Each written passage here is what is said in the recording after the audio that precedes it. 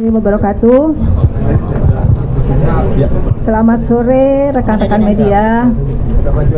Sore hari ini alhamdulillah telah dilaksanakan penutupan Posko Nasional Sektor SDM untuk Hari Raya Idul Fitri 1447 Hijriah tahun 2026.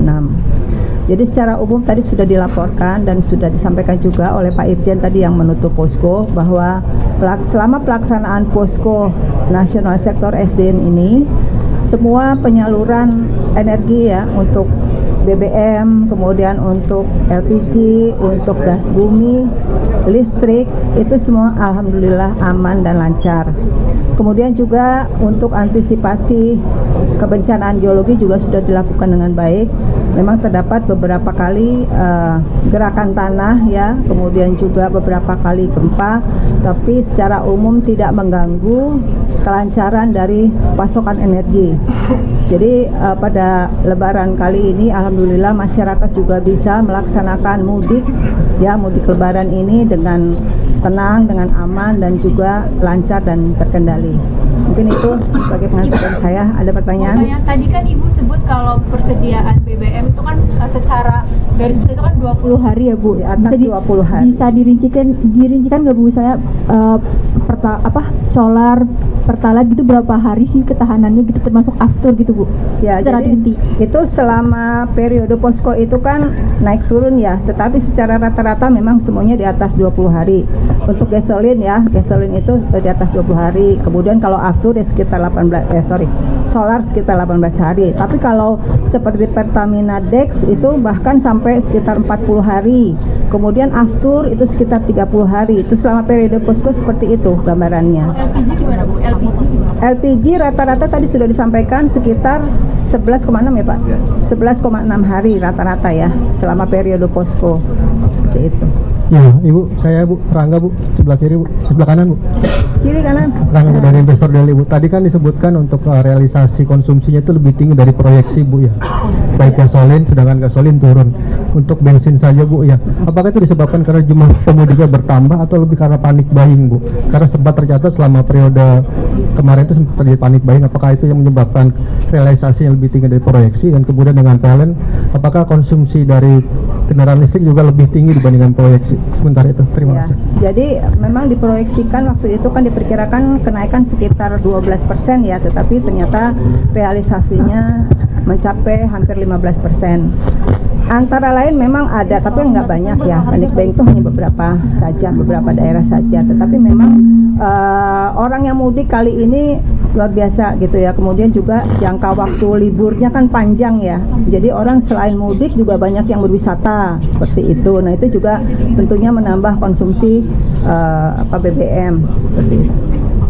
Bu, Lydia dari CNN Bu, pertama terkait ini katanya ada pembatasan ya Bu untuk pembelian BBM bersubsidi itu 50 liter untuk lagi Mbak, tadi udah dijawab loh sama Pak Irjen. Iya, maksudnya untuk menekankan lagi. Nah ini kan Pak Prestihadi 5 menit yang lalu bilang kalau misalnya Pertamax CS itu juga nggak naik Bu, bukan cuma yang subsidi. Nah apakah nanti pembatasan itu bakal tetap dilakukan? Apakah akan nanti dinaikkan kuotanya atau diturunkan kuotanya atau seperti apa Bu? Mungkin itu untuk menegaskan kembali, mungkin dari Bapak Pak BPH bisa menjawab Bu, karena ini kan memang di sini, jadi biar publik juga nggak panik baik Bu, ini udah terjadi soalnya. Terima kasih.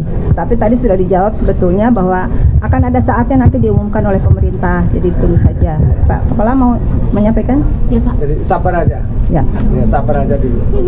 Belum diumumkan. Komentar menenangkan buat masyarakat Pak. Meredam panik baik Pak. Iya Bu, iya Pak. Ada antrian Pak soalnya Pak antisipasi. Ini SPBU tendean aja. Oke.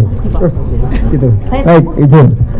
Jadi kaitannya dengan program untuk penyesuaian pembelian BBM yang wajar itu nanti pemerintah call-nya. Kami sebagai pelaksana yang membantu pemerintah nanti nunggu komando semuanya ya, biar clear.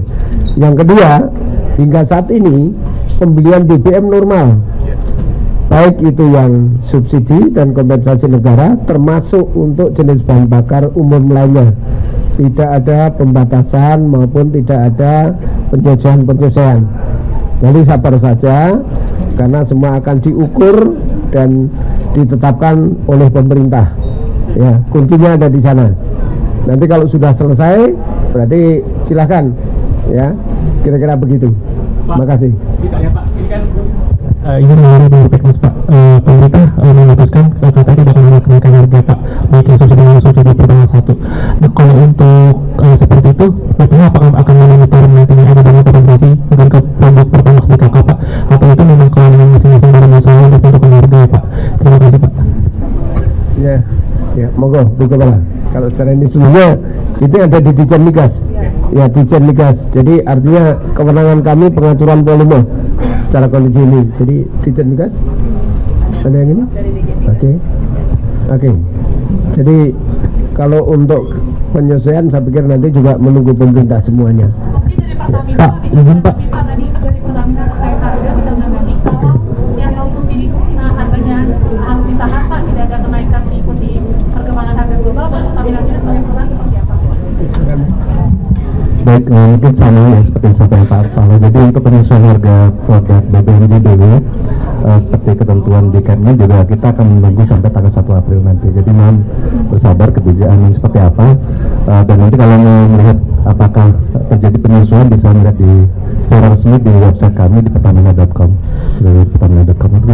Seperti itu saja Pak. Izin Pak mau nanya, sejauh ini kan yang belum terkonfirmasi adalah atau bagaimana yang baru dari kamera? Jadi gini, di website maupun kami secara resmi tidak ada. Kedua, pastinya kalau keluar dari pemerintah baru kita mengikuti. Nggak mungkin kita mengatur sebelum ada pemerintah mengeluarkan statement bagaimana mekanisme masyarakat untuk melakukan pembelian BBM. Intinya ke sana.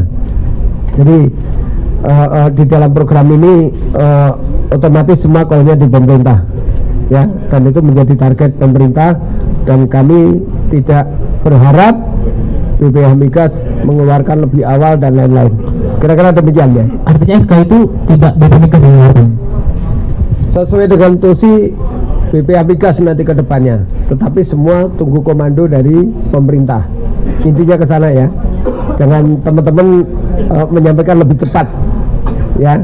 Kira-kira Jadi yang beredar itu bukan dokumen aslinya BPH Migas atau seperti apa Pak? Menekankannya seperti itu soalnya. kami tidak bisa menjawab.